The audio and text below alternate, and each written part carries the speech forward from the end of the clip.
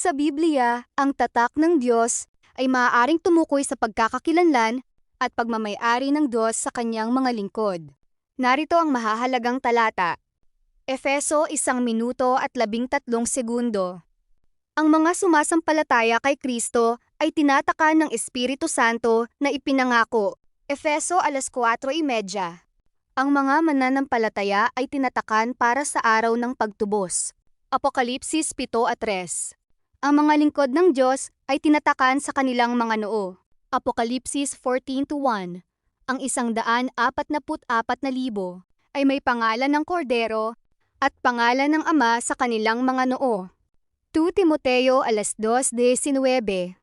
Nakikilala ng Panginoon ang mga kaniya. Kaya sa pananaw ng bagong tipan, ang tatak ng Diyos ay hindi simpleng pisikal na marka.